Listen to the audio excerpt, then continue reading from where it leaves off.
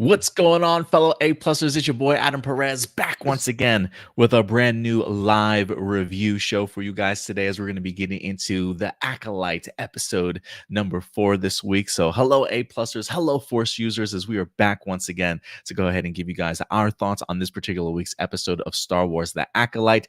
Our Jedi Council is kind of cut in half here this week, but that's certainly more than fine because I got my boy Will Polk from Scene and Nerd certainly joining us here once again, man, our fellow Jedi Master himself.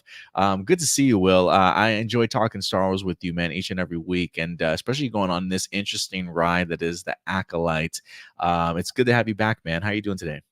Doing well. Thanks for having me back on, Adam. I know we're down two of the Jedi Council, sort of like what's going on in the show, but yeah, it's great to be back and talk about this episode. Yeah, Crystal couldn't be here this week. She had a job opportunity. She plans on trying to be here for next week's episode. And Stuart wasn't able to be with us last minute, but I definitely expect him back next week as well. But yeah, this should be an interesting episode to get into. I think there might be a couple of clips that I haven't seen from that have popped up in the trailers that I have not seen pop up in the episode in the series itself yet. So, but for the most part, I think all the little teases, with the exception of like the twirling lightsaber blast that we've seen in Yeah. some of the trailers, I think a lot of the stuff that we've seen in the 4 episodes have really popped up in the trailer themselves. So I do feel very much like it's a kind of an open sandbox at this point, going into the last 4 episodes of this season. So I'm still very much eager to see what they have in store for us. Are you still eager, Will?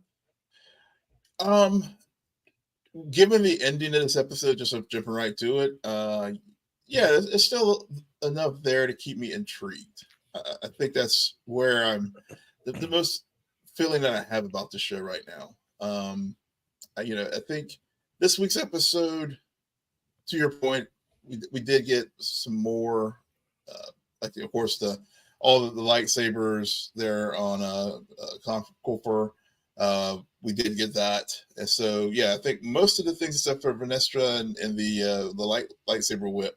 I think Ah, for at least for the trailer, for most of the trailers that I watched, because after I reached a point where I stopped watching them unless it just happened to pop up during the basketball game or something like that. Whenever since Disney owns ESPN and Lucasfilm, so of course they always had a cross promotion. But I think for the most part, most of the things that at least I have seen, at least with the trailers I paid attention to, showed up.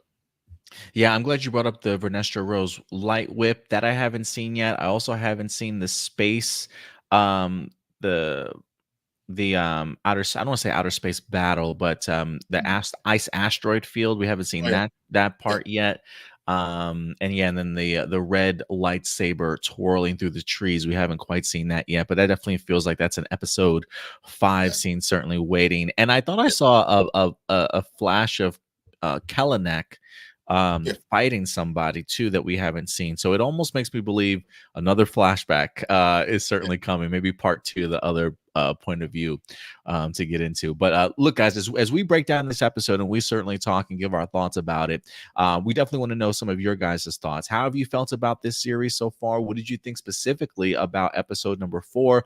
Pros, cons? Let us know your thoughts in the comment section box below, and we would love to have some conversation with you guys, especially since it's just a 2-man crew here today. We definitely would love to know about some ideas off of you guys. So feel free to let your voice be heard, and of course, hit that like button, hit that subscribe button if you like the content that we continue to provide for you guys on a weekly basis. So let's get into really our overall thoughts on this episode. Do you want to go first, Will, and just get it off your chest, man, or do you Yeah. want me to go first? Okay, go ahead. What did you think about this week's episode? Sure. So overall, so I've watched this episode twice, and and I will say the second viewing, I felt better that I did the first. The first that time I watched it, I was really let down. I was like, oh, okay. But upon a rewatch, I think I was being a bit too harsh, to be honest, in my viewing of it. But I think we we there was some I think there was some missed opportunities in this episode, and I don't know if it was just acting choice, writing choices, directing choices, or editing. It just seemed that sometimes scenes just kind of got cut off in a weird spot when they would do the transitions over to the next scene. So I felt that that was some of the pieces of it that didn't work for so well for me. I will Gotcha. say, uh, what the things that really worked very very well for me was May and Cormier. I think those scenes when they were together. I think Amanda Stenberg has definitely pops more when she's playing May than when she Mm, plays Osha. mhm. Um, so I think those scenes were really, really, really well. The thing that in both viewings of the episode, the place where I was like, okay, started checking my phone was the scenes in the forest, in particular with the Jedi just sort of marching around off to know. I was just like, okay, yeah. So that both times I was just drifting off and just like, okay, checking the time, see how much time we have left in this thing because those scenes took me out of it. But and then of course with the reveal, I know a lot of folks were upset about how they ended the episode. But it's the midpoint. If we were in the old days of broadcast television, right before the winter hiatus, you would have that mid season cliffhanger. So from that respect, we it was very reminiscent of that. But instead of having to wait for a month or two to get the second half of the season, or even good lord, like House of the Dragon, like 2 years, um, we we were able to get it next Tuesday. Yeah, I gotta say, man, this episode this episode ended and I was like, "What?" No, they Mhm. didn't. They did not just do this to me. Like they literally Yeah, did not just do this to me. So it did ruffle my feathers, not like in a negative sort of way, but just yeah, like oh, I just wanted more. Like I needed to see how that scene finished, and the fact that they cut it off like that, it ruffles my feathers in the sense that while I've enjoyed the series so far, I truly am tired of Star Wars giving us sub 30-minute episodes if it's mhm, live action. yeah, Like I give me an Andor filled episode of like 40 plus minutes at least. Like this to me it just doesn't make any sense. Maybe they figure like how their stories are told. I don't know, it just has that animation feel that just does like animation sitcom feel that just does not work for Star Wars in live mhm, action. Like yeah, I need them to put the big boy pants on and really give us meaty episodes. And so the fact that this literally, if you take out the previously on, if you take out the credits, this is like 28 minutes yeah, in general of actual footage, and then that's how the episode ends. I yeah, was yeah. like, yeah, that ruffled my feathers in that sense. So, But I am. Oh, go ahead. yeah, I completely agree. That was and like that's really hits like what I was saying before. Like there were some moments where I think they could have used that time where they were just kind of aimlessly wandering through the woods. It felt like with the let's just have the creature of the week where we can just show soul with the uses lightsaber skills to kill that thing. I mean, what was the point? I was just Yeah. like, yeah, I did walk away from that scene thinking, okay, but why? yeah, Oh, we just want to show you Soul's lightsaber technique. yeah, Um, there's something I will jump on board what you stated.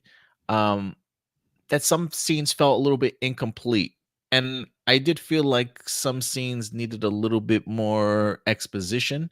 Like mhm, while I do think I get a good amount of information, I feel like there's just so much more there that they can really mine that they're choosing not to, or if it's a case of they're waiting to reveal more. I don't know what it is, but it feels like, again, while I'm okay with what we're getting, I do feel like there could be more to them really exploring certain aspects a little bit more that I think would be that much more intriguing to me. So I agree. I do think sometimes they get cut off, or I don't think it's the editing. It feels very much like the writing, like a writing Mhm. choice to me when I think about it.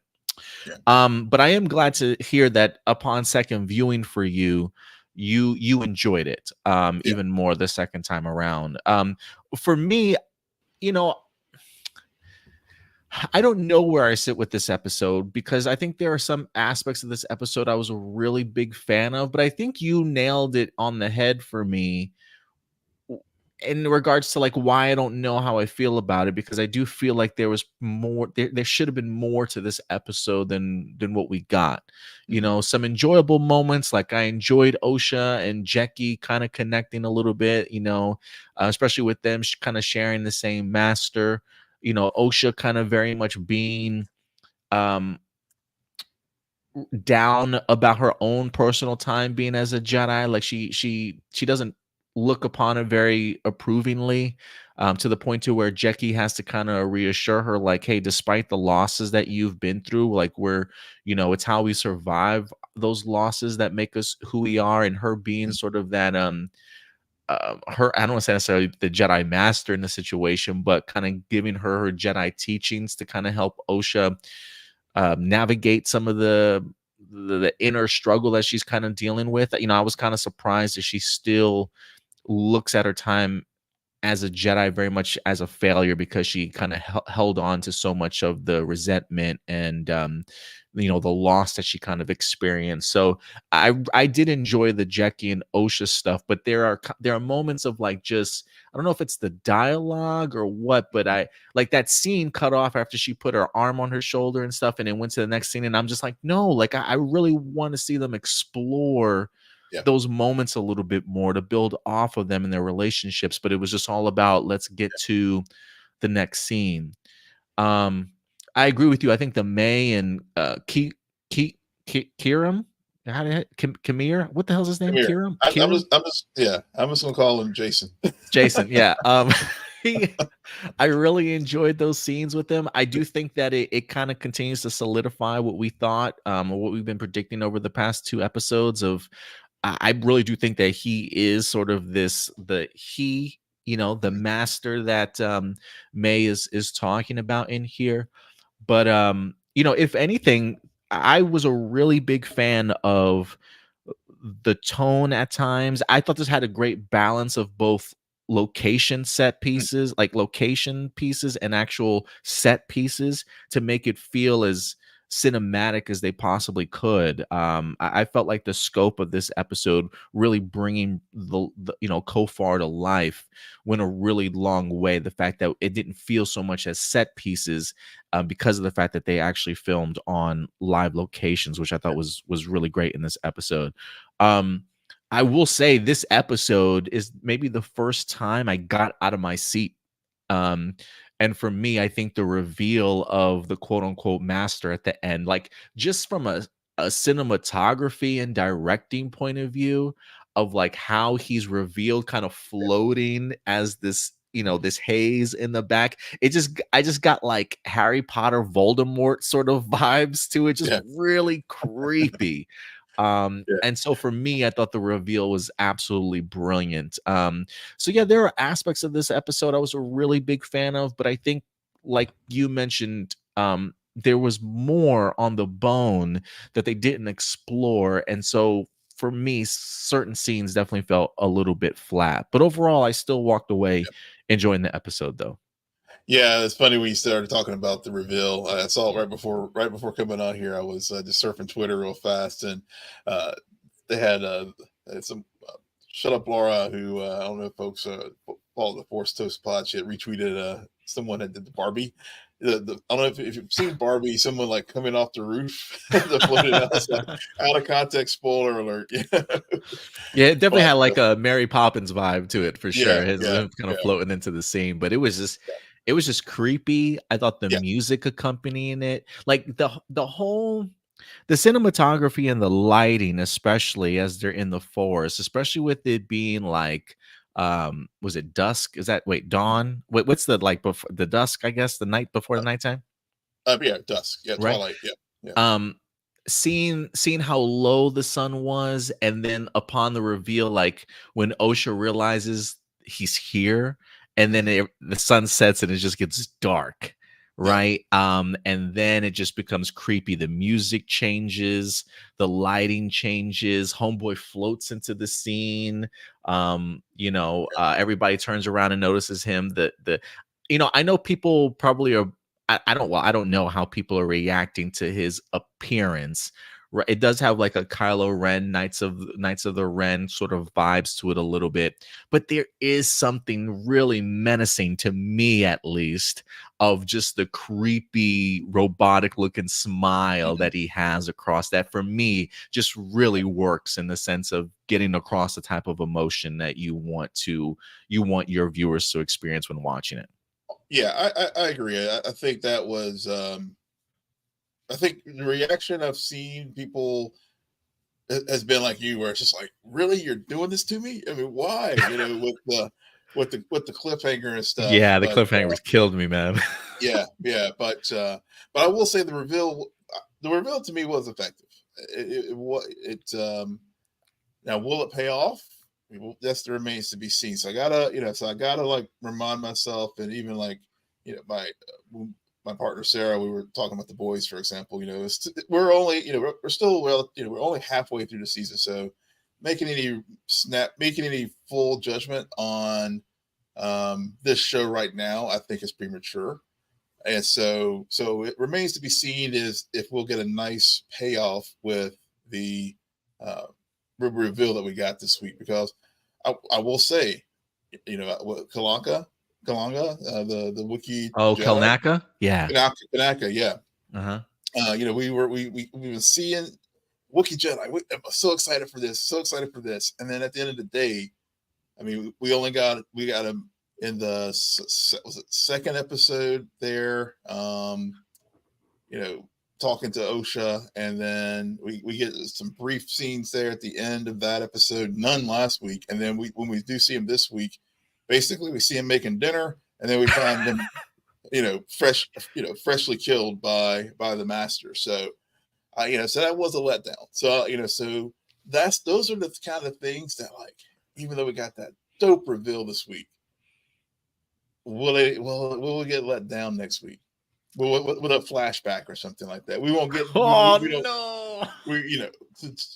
We got another point of view. So we got Day. This episode was titled Day. So now we go night. To get May's perspective on things of what occurred that evening in the Coven, or some of the other Jedi, because I mean they got to start filling in the pieces here. Now that we have 3 of the 4 now dead from that night, and so I mean, really, those characters, I mean, really, those Jedi are just MacGuffins, because I don't feel invested in them at all. They're just basically MacGuffins just to move the story along, and so I have a bad feeling about this. where next week we're not going to get we're going to get some kind of flashback or something like that. Then Ah. episode 6, I might be completely wrong, but No, I think you might be right, Will. I'm getting that feeling now too, that you sort of mentioned it, because I will say there was a level of, I saw Kalnaka not moving, and I'm thought, is this guy dead? Is he dead? And then they reveal it, and I'm like, "Oh, bro, like I couldn't even watch this man in action. Like you couldn't even give him some lines or something, right?" And so like I'm experiencing now what I think people of fans of Carrie Ann Moss experienced in episode 1. Like I literally wanted to watch the series because of her, and they killed her off in the first episode. Granted, we probably will see her at least maybe one more time in this in this show, but there is something about the present day that like I really want to see how these characters would navigate the situation that's kind of currently going on. And after last week's tease of Kalnaka being in the forest and stuff, or episode 2 of him being in the forest, I was really eager to kind of see how he responds to everybody, and like why homeboy is in the forest in the Mhm. first place. Um even the Jedi talked about the idea that he hasn't had communication with anybody Yeah, in about a year. And I'm sitting here thinking to myself, well, why is that? exactly. And so now that he's not there to answer that question, I think you might be right, Will. I think next week is gonna be another flashback, and then we won't get back to this battle for like 2 weeks. I'm hoping I'm wrong, but Yeah, I could be man, completely wrong. Yeah, yeah, we'll see. Or maybe who knows? Maybe it's a present day and a flashback sort of yeah, episode next week. yeah, and they may do that. They may do that. But I like I said, I just as I said earlier, I just don't these they drop some more hints that there's more to the story. Saul talks about that, when he's talking to Venestra, whenever the Jedi Council there, on Coruscant. I mean, they are sprinkling in more details as far as like to what we suspected. There was definitely a lot more to happen that night when the four of them went into the coven.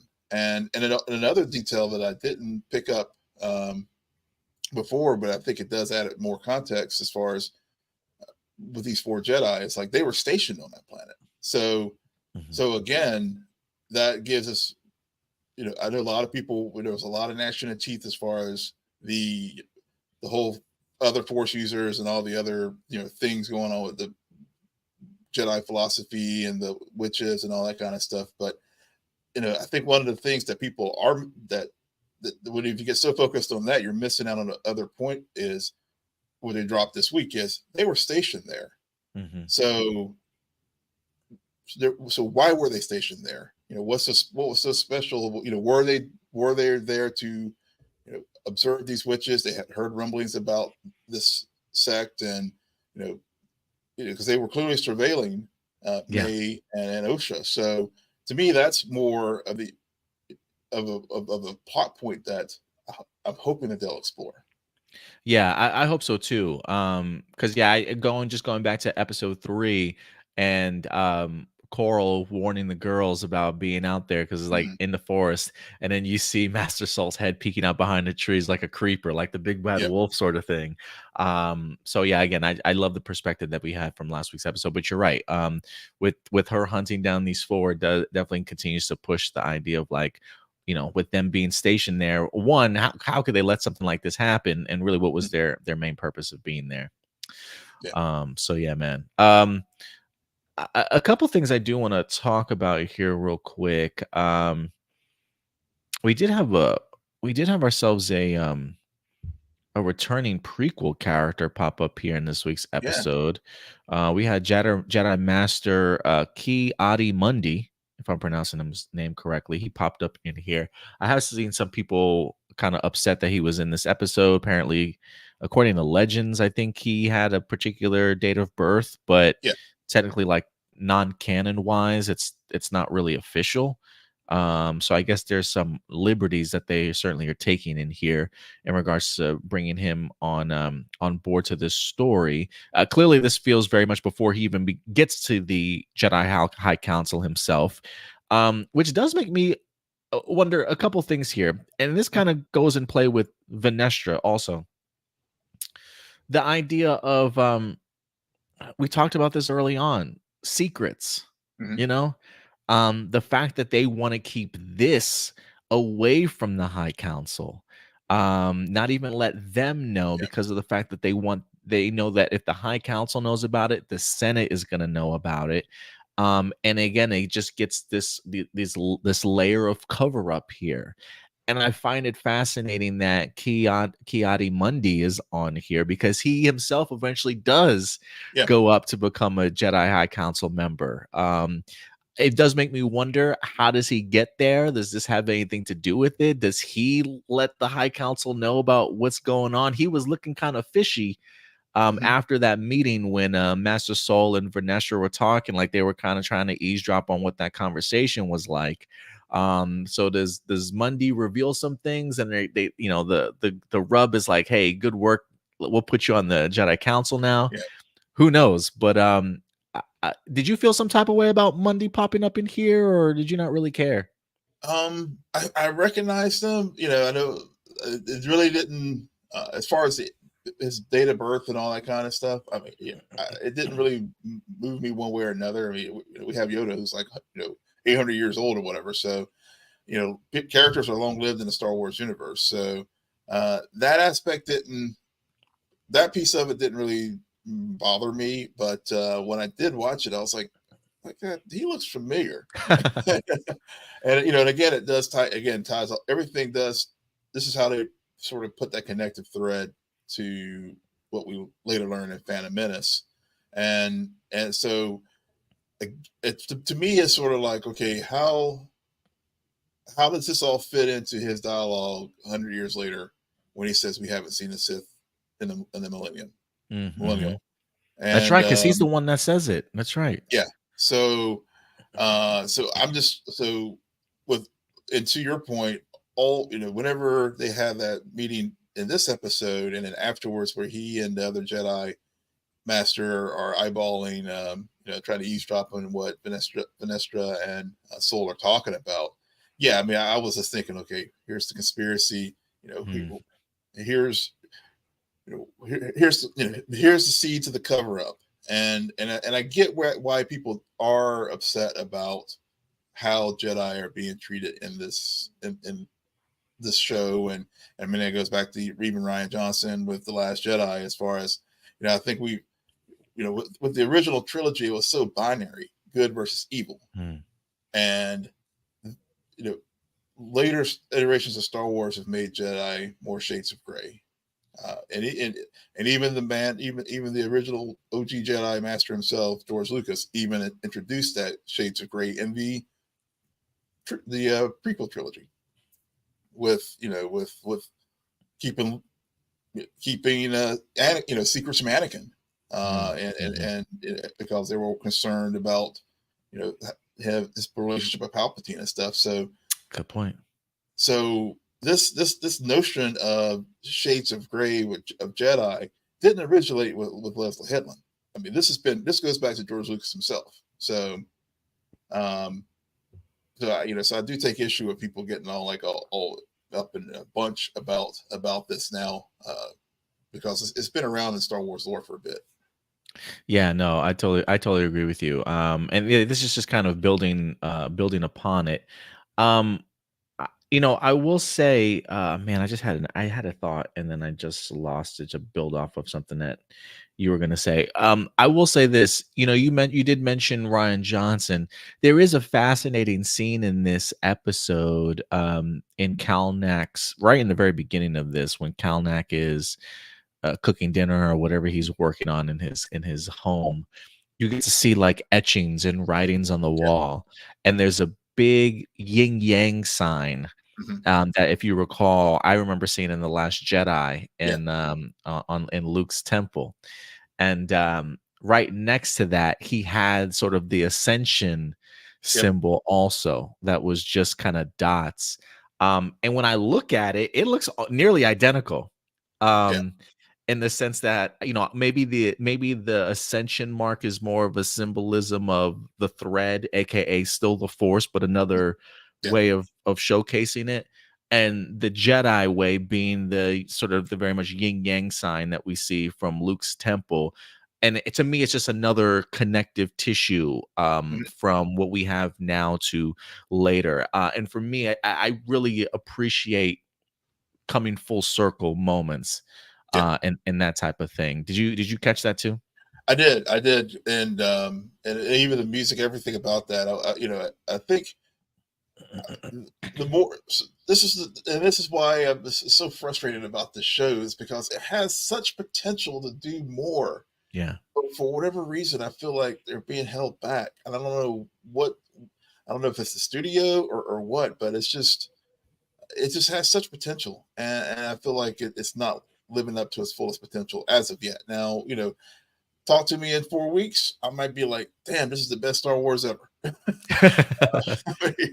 But right now, I'm just sort of still kind of like, it's all right. It's enough to keep me around and talking about it. But at the same time, it's not like, um, it's not, it's not Empire or Andor. Yeah, no, absolutely. And I will say too, people that are worried about, it does. it does frustrate me in the sense that people worried about the lore of Star Wars, and I'm just thinking to myself, like, you do know that they have people that they talk to about these story beats, right? Like, Yeah, I mean, I'm sure they got to run this stuff past, Dave Filoni, yeah, Peter Hidalgo, yeah, oh, yeah, Pablo Hidalgo, excuse me, yeah, in order to make sure that these stories kind of line up accordingly and whatnot, yeah, and so. yeah, If Ki Adi Mundi is in here, I'm sure he's in here for very good reason. They too probably are thinking themselves, that's legend stuff. That's expanded universe stuff yeah. that don't matter anymore. Right, right. Yeah, I'm sure they run this stuff past people all the time. yeah, and maybe quite frankly, I think you nailed it. I mean, I think Filoni could be the problem because I think he was kind of, I think he's on record not being a big fan of Andor. So Oh, I really? think He didn't, huh? I might be, I and Yeah, I haven't folks in heard the anything. chat, So please correct me. But maybe I misheard. It could be just urban legend on social media or whatever. But I thought that he was not a big fan of Andor, and so maybe we've joked how sometimes the writing feels kind of CW-ish, and I saw some of that in this episode too. So if he is the creative person there now in Lucasfilms, and I noticed the show was developed some time ago, uh, but he definitely has a pretty key spot in the studio there, and maybe he and Kathleen Kennedy are the ones to kind of like dial it back a bit. From what maybe Leslie where she wanted to go. Because I didn't watch Russian Doll, so and yeah, me I haven't seen her prior work, so I can't say, oh, I wish she had done X Y Z versus what she's going in this path to compare it to. So, but if folks in the chat, if you've watched Russian Dolls, if you feel like if this is consistent with her work product, let us know, or if she took some other material and made it better, I would really like to hear your thoughts on that. Yeah, Russian Doll might be worth me checking out just to see her previous work and to see just how deep she dove into some of the context and just the dialogue in general. Because I would agree there are moments where it does feel like Dave Filoni dialogue, Mhm. maybe a little bit more grown up, but like just not expanded on as much as I think we Yeah, both would kind of like. yeah, Which is, I think, when we first talked about the first two episodes, that's why I feel like this show is very much kind of in the middle for me. Like, it's not quite Andor, it's not quite Ahsoka, it's just kind of in there. yeah, And I think, again, for me, this was probably the most cinematic feel of the episodes that we've gotten so far for me, yeah, just because of the live locations that I think yeah, did wonders, especially for the May and Kamir stuff. I can never remember his damn name. yeah, yeah. But what did you think about May making up her mind in here? Mhm. After her encounter with Osha in the second episode, while her companion in here says, nothing's changed because Osha's alive, May clearly thinks otherwise. Yeah, Clearly one of the reasons why she's doing this is because she thought her sister was dead, and this is a way to exact revenge. But if you find out your sister's alive and you've seen her, what is the point now, right? yeah, Did you find that turn too quick, or it yeah. it, it I did. made sense to you? Yeah. I found it too quick. I mean, I just felt like it was just like, wait a minute now, 2 minutes, 30 seconds ago, you were like, let's do this mission, and then all of a sudden now you turned, and and that's where where I felt like things were just incomplete, and with some of the character choices, and that just really boils down to the writing. It just There is a moment in here when just before they get into the forest, and they're on the mountain, and he's talking about her failing to kill the two masters, and she's like, no, I killed them, I don't know what you're talking yeah, about. And then she starts questioning him about, like, you haven't seen his face, have you? He brings up Master Soul, like he name drops. And if you watch May's expression, it definitely changes. And I don't know, for me, I think it changes two times. mhm, One, when I feel like she's trying to get more out of this guy when she mentions her sister being Jedi scum. Hmm. Almost like it was like just throwing something out there like bait to kind of see if it would hook him and if he would say something. And then I think that's when he drops Master Soul's name and she's looking at him. I'm thinking to myself, like, is he even supposed to know this guy's name? You know, did she ever bring up Master Soul's name to him? Is that why she's looking at him weird? Because it's like, how do you know this guy's name? Like, what, how, you know, how deep into this are you really? Like, she's kind of questioning him. So there was a point where I was thinking to myself, is if that's why she decided, like, if this whole entire trek, she's just thinking to herself, like, something just doesn't feel right here, and I need to kind of get out of it. So to a certain extent, I would agree with you. I do think that it felt a little bit rushed. But I do think again, exposition, you Yeah. know, uh showcasing the inner struggle and that conflict that she's having as she's going through this journey through the forest, I think really would have helped. Like I rather would have had a scene like that than the creature scene that we Yeah. had in the forest also. You know what I mean? Yeah. Like Exactly. it's cool that you want to show, you know, your makeup artists and your creature design guys and give them a chance to truly shine. But in a murder mystery, especially when you've got this character that's gonna switch on a dime, I really would have liked to have seen that explored, especially considering the fact we didn't get that in last week's episode. Yeah. Yeah. I completely agree. I mean, I get.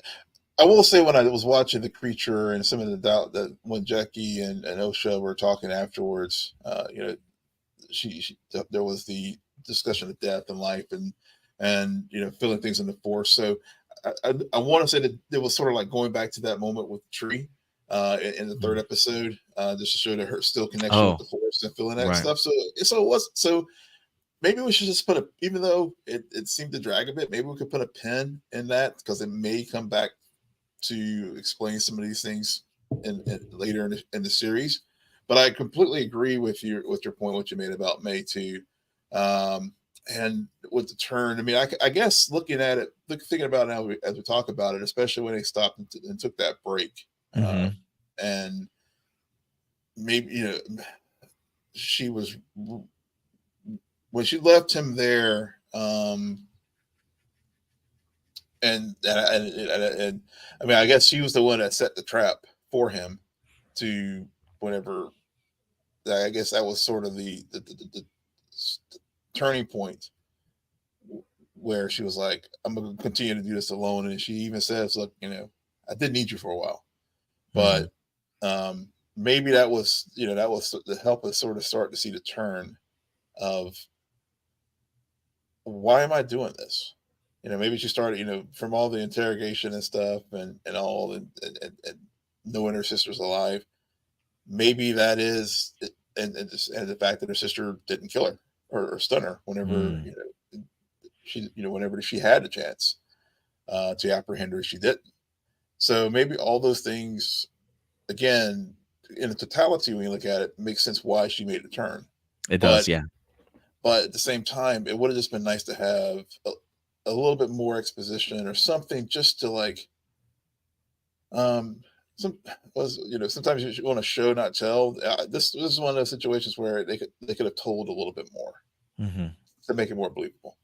I get you. But yeah, because it definitely it makes sense. Like to me, now that we're talking about it, like I don't necessarily know if this was necessarily her plan as soon as she stepped off the ship with him, but I do think at least to the part where they're navigating through the hills and she starts questioning him, it almost feels like from at least from that point, she's really starting to have a change of heart, or at least knows that something's off here, and I need to change course. Yeah, But yeah, I agree. I think it makes sense from a whole point of view, but a little bit more exposition and showing, not necessarily telling, I think would have gone a little bit a little bit more way. yeah, Um, let's um let's get into our pros and cons real quick before we okay. wrap up here. The light side of this episode, some pros that really kind of stood out to me. I think I mentioned this once already, but I'll go back to it. I did like the OSHA stuff that we got in this episode with her and Jackie. Mhm. There is something really cool about the idea of Padawans of the same master kind of getting along. I would like to see them have a little bit more time to shine. I don't know what the next couple of weeks episode is going to be, but I was a really big fan of that. Um, and I mentioned it again. The cinematography in this episode really won me over. I think it really helped set the tone, set the mood of this episode. The lighting, especially, it all just really worked for me. I thought the reveal for the master at the end was relatively brilliant, and how Mhm. they showcased it as well. So yeah, that's really all I got for light side though. I enjoyed that episode though as a whole. Yeah. For me, I think it was just the reveal, clearly the reveal, but also the clues and as far as like possibly confirming all the fan theories. And yes, maybe it is predictable, and maybe it's just one awesome hell of a red herring that they're misdirecting us to make us think that it is Khmer, who is the master.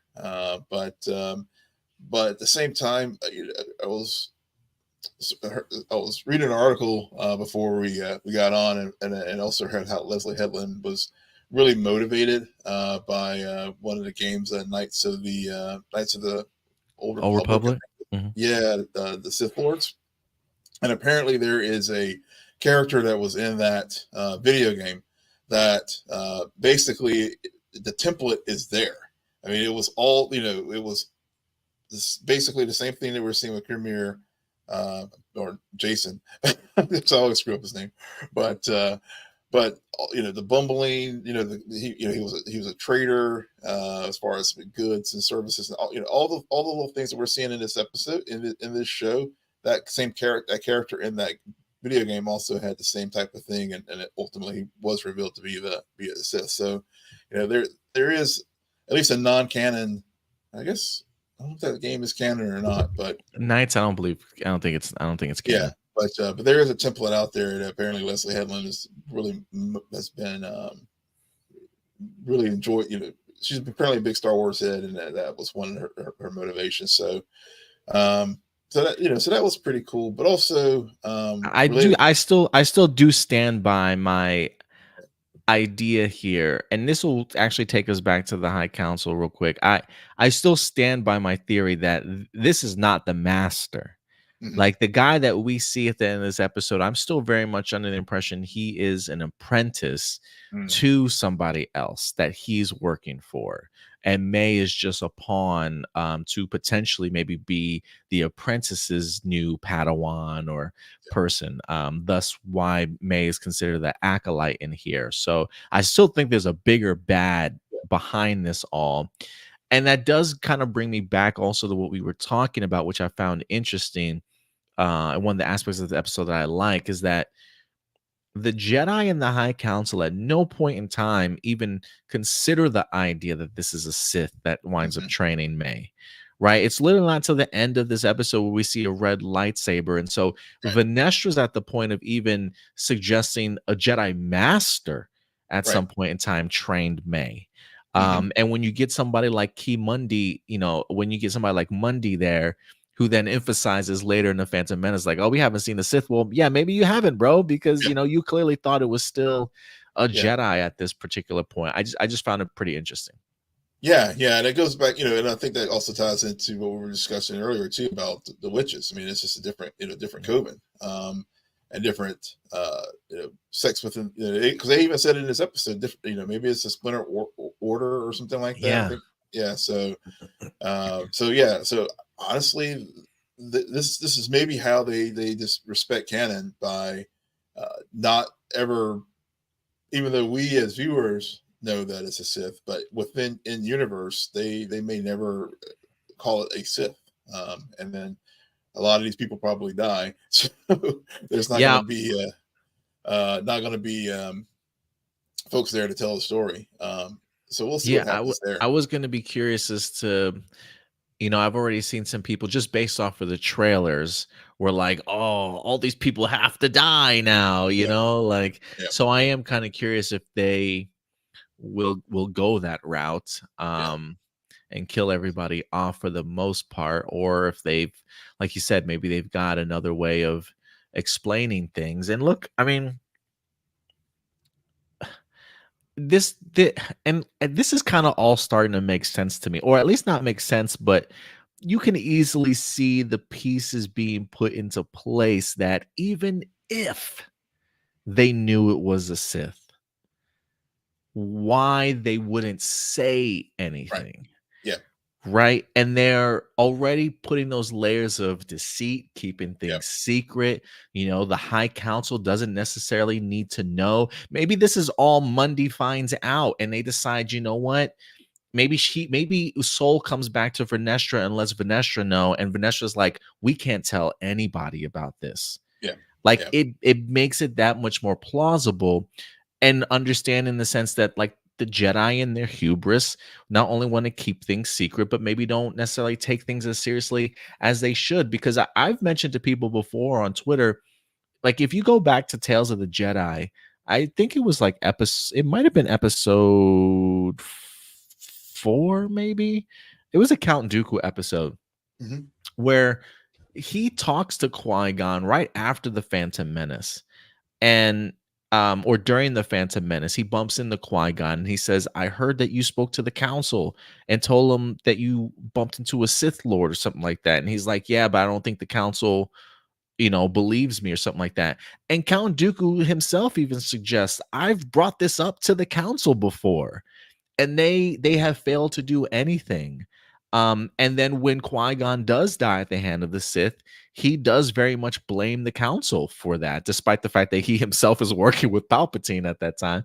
But he yeah, blames the council for not taking these things quite seriously. So I do think that the Acolyte is doing a really great job of layering what we've already known and what George Lucas has kind of teased before, and just building upon it to make it believable that even if some of these people do end up surviving, or coming face to face with this Sith, why the council themselves may not necessarily know about it at the end of the day. yeah, yeah, yeah. Those are all good points. um Marcelino says the Sith looks so generic. He's just got a big black cloak on and a helmet, man. I don't know what you want. Also, May becoming good and wanting to turn herself into felt completely out of nowhere. If they built it up, I would better accept it. Yeah, completely agree. Completely agree. Yeah, That, and that's definitely, yeah. Go ahead, Will. yeah. No, I was going to say whenever we move to our dark side, that'll.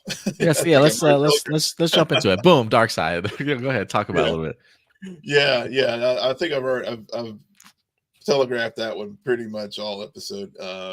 That's definitely one of my quibbles with this is just again just the uh, feeling of incompleteness with certain character moves and stuff. And the other thing too is the whole Jackie Osha. At first, I felt they were very wooden in their Mm. uh, whenever she first talks about how her time is done and she saw it's a Jedi matter now and stuff. That scene just felt so like hollow. Um, but it did get better whenever they were actually on the planet and had some of those other interactions. But so I will say, as far as Dark Side, there's still some like woodenness in a lot of the performances. I don't know, and I don't blame the actors so much. I just think it's just the dialogue that they are given to work with, Mm-hmm, and mm-hmm. so like I said, when Amandla has to play May, she pops. When she's playing Osha, I don't know. It's just I'm still not feeling that character as much as I do May. I get you. I do wonder if there's more to OSHA that is transpiring here. Um, and I say that because there are two moments in here where I feel like she's almost eager to rejoin the order. Mhm. Um, when Soul approaches her and is like, "Hey, I need you," and she's like, "Oh, you want me to join the order?" And he's like, "Oh, no, not quite." But and then Yeah, she kind of gets deflated a little bit, yeah. you know. I also find it interesting too that the Jedi Masters. I don't know if he's a master or not. I can't remember his name. Cord Oh, or something Yord? like Yeah, the Yord? Yord. Yeah, Yeah, Yord. yeah, He mentions to her, why she's on this journey, why she's on this trip in the first place, about, maybe not necessarily facing her past, but facing herself. Like, yeah, this still feels very much like a OSHA personal journey. And like we talked about too, the idea of her really looking down on her time as a Jedi. I don't know what's happening with her character right now. I definitely want to see it fleshed out a little bit more, but she's definitely going on her own character journey in regards to being comfortable with what her time was as a Jedi. And it mhm, does make me wonder if if are they flipping things on us now? Like, is May gonna want to be the one that turns good, and Osha feeling some type of way about her own personal failures and not being able to confront her sister? Like, is that stuff going to start eating away at her, and the disappointment of Soul using her instead of actually yeah, bringing her in? So I am fascinated to kind of see where Osha's journey is going to go. But I would agree with you. At least in this particular episode, for me, it did feel a little bit wooden at times. I thought her best performance in this episode, though, was facing down the Sith. yeah, Just how terrified she absolutely was in here. yeah, yeah, I completely agree. If I had a dark side, killing off Kelnaka, man, Mhm, really, really bummed me out, honestly. I'm sure we're gonna get more of him in here, but it definitely was a stab to the heart. Like, damn, I can't believe y'all did that. Same thing with the 28 minutes and then leaving me on a cliffhanger. That was definitely one of my negative moments in here too. I meant to throw in something in the light side real quick. I'll yeah, get to the light side in a second. But yeah, and then just pretty much what we talked about before about the idea of just the feeling of incompleteness with this episode. Like, there definitely was just more out there that he didn't explore that I think would have really gone sort of a long way for me. yeah. Um just to go back to a quick light side moment, it was just an honorable mention. I kind of enjoyed the new creature character that we had in Oh, Basil. yeah, Basil, yeah, yeah, Yeah. yeah, He was like a gopher. Was he a gopher, a beaver? yeah. What was he? Thought he was like a Jedi bloodhound or something like that. That's exactly what it was. Yeah, That yeah, was a cool design. yeah, yeah, we always gotta have, we gotta have that cuddly creature that you gotta have one. So yeah, Basil definitely played that role. Another light side I did have too was just with Yord Hmm. and his. I did like he's the button down, you know, right guy, deadly do right type of the Yeah. Jedi. Yeah. And I'm probably dating myself here, but at the same time, I like the jokes that he and Osha did have as far as the civilian, the blaster, those kind of things, and Yeah. Just don't and put me in so one of those civilian robes, and then yeah, the next yeah, scene she's in her civilian it's a civilian robes. role, Yeah. yeah. So there were some moments of humor that did work for me at least in the episode. No, I definitely get you. But I will agree with Marcelino also in the sense that Yeah, I do wish that May becoming good was explored a little bit more. I really would have liked to have seen a couple more yeah, scenes in there. Just give me like a five more minutes, guys. 5 more yeah. minutes wouldn't hurt any. Yeah, I see his comment too about Wiki Jedi, and yeah, we talked about that earlier. That he's the Jedi's are they're really except for Saul, but the other three are just MacGuffins. They just Yeah. really are. Yeah. Yeah, absolutely. Um And then he says, I personally would have designed the Sith with an Oni, like a mask, give some secondary color with like gold or navy, and give him a symbol across his chest or something like that. I can understand the idea of wanting him to be a little bit more non-generic, But I can't say because I don't really know what the Sith look like normally during this time whatsoever. But as I expressed early, I do dig the helmet. I really do dig the helmet. There is something about the silver looking metallic teeth ish Yeah. Sith teeth. I don't know what we're gonna call them yet or not. Sith Lord teeth. I don't know, but they're to me while the rest of him very much is generic. I do think from his neck up is as menacing as it comes, Yeah. and I think that's what works for me.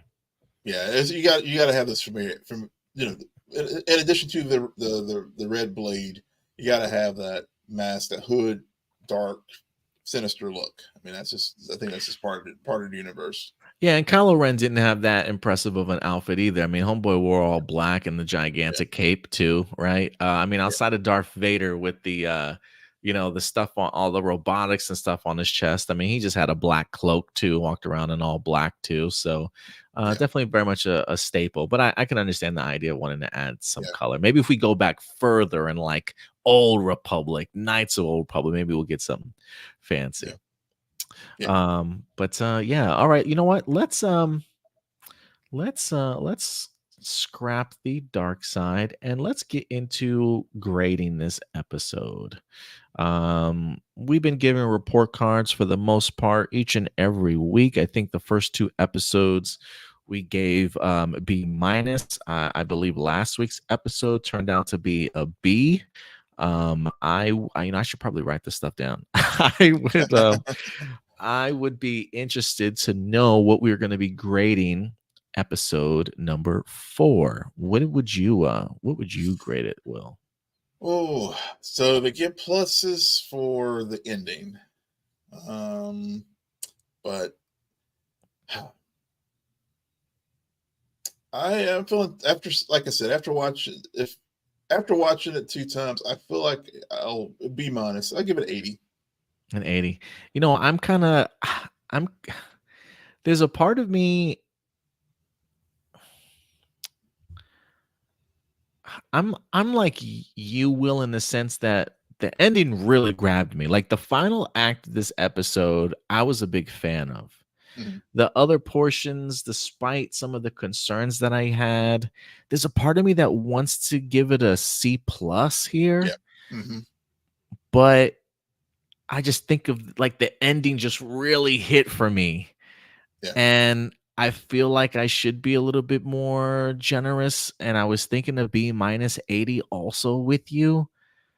Um, but there's a part of me that's just like I still think that might be a little bit too high, like just a little bit too high. Yeah. But Yeah.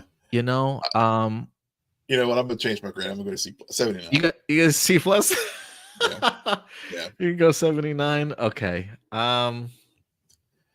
Because of yeah, because like I said, I think there's yes, I didn't. 99%, 95% of it was just incomplete, and then we have 5% that was just like, all right, you nailed it. Yeah, you know what, man? I'm man, I can't believe I'm doing this because of the fact that it literally was a great reveal. And I feel like a great reveal deserves more than the C plus, but I'm gonna stick with you. I'm gonna stick with you, man. Um, I think C plus, man. I think C plus is gonna be our Yeah. grade for this week's episode. I feel bad giving it a C plus, but you know what?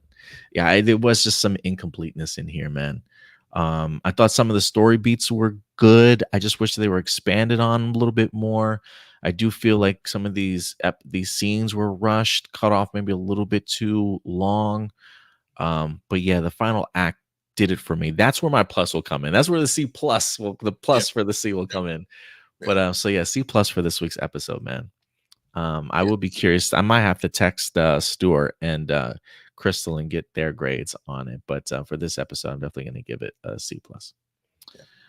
Marcelino says, I'm hoping we see more Yord's Padawan and become an actual character and not be used for fodder. But if they do, my score for this is going to go down slightly. Not big, but slightly. I will say I did have a friend of mine, Cody. He's been a big fan. Well, I don't say he's been a big fan of the Acolyte, but he's enjoyed it, and he's been somebody that has not really cared so much for just Star Wars television in general. Mhm. And he's enjoyed it so far. But this week he did text me and he's like, Acolyte is starting to lose me. This week's episode was bad. So he Yeah. didn't care for this week's episode. Yeah. So you're not alone out there, Marcelino. So hopefully we'll see what the last 4 episodes are certainly gonna have for us. Again, this was an episode that literally got me out of my chair at the Yeah. end. I was like, oh my god, like that's how they reveal him. Oh my goodness.